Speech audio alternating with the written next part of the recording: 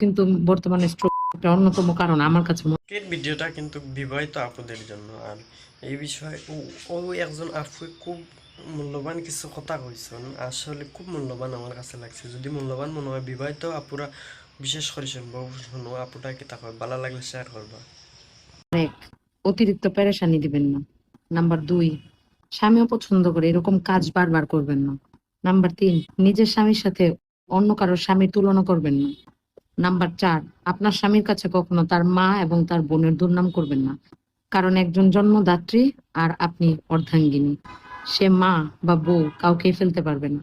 Number 5, বছরকে বছর আপনার জন্য পরিশ্রম করার পরেও স্বামীর একটা কথা বলে খোঁটা দিবেন না যে তুমি আমার জন্য কি করছো। সত্যি কথা বলতে কি আমরা নারীরা অনেক কথা চিৎকার করে বলতে পারি, কিন্তু পুরুষরা সহজেই চিৎকার করতে পারে না এবং তারা তাদের মনের কষ্ট কাউকে খুলে বলতেও পারে না। আমাদের কষ্ট লাগলে আমরা পাড়া প্রতিবেশী, আত্মীয় স্বজন, ভাবি, বোন, মা যে কাউকে বলি, কিন্তু পুরুষরা কিন্তু সেটা করতে পারে না। এবং বেশিরভাগ ক্ষেত্রে আশেপাশে তাকায় দেখবেন নারীদের থেকে পুরুষদের অকাল মৃত্যু কিন্তু বেশি, মানে ইদানিং খেয়াল করতেছি। এবং বর্তমানে যে জিনিসটা হচ্ছে বেশিরভাগই মানে রিসেন্টলি বিবাহিত এই অল্প বয়স্ক ছেলেরা স্ট্রোক করতেছে।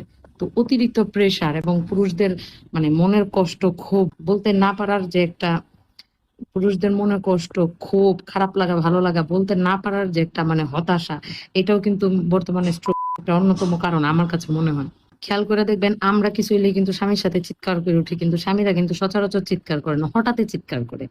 আর বিয়ের পরে একটা নারীর জীবন আসলে স্বামী ছাড়া কেউ নয়, এবং স্বামীর স্ত্রী ছাড়া সবাই থাকলেও স্ত্রীর মতো কেউ নাই। তো দুইজন দুইজনকে বুঝা এটাই সব থেকে ইম্পর্টেন্ট আমার কাছে মনে হয়। আমরা মেয়েরা কিন্তু সব দিক থেকে মানে আগায়া, সব দিক থেকে আমরা কিন্তু প্রায়োরিটি সবকিছুতেই বেশি পাই। যেমন ধরেন আমরা কিন্তু সবকিছুতেই দেখি মানুষ বলে শখের নারী, আমার শখের নারী।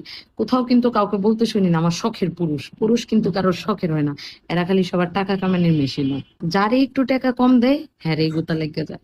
তো আপুরা, যারা নিজেদের স্বামীদেরকে ভালোবাসতে চান, সুন্দর সুখী একটা সংসার চান, এই বিষয়গুলো একটু স্বামীর ব্যাপারে মাইনে চলেন। আশা করি তাহলে অনেক স্বামীর একটা সুন্দর সুস্থ জীবন পাবে। তো বন্ধুরা ভিডিওটা বেশি করে শেয়ার করবা। এই ভিডিও দিকে যদি আরেকজনের সংসারের অশান্তি দূর হয় তাহলে তো সমাজটা আগাবে এবং মানে আমার আপনার সবার সংসারে সুখ শান্তি আসবে।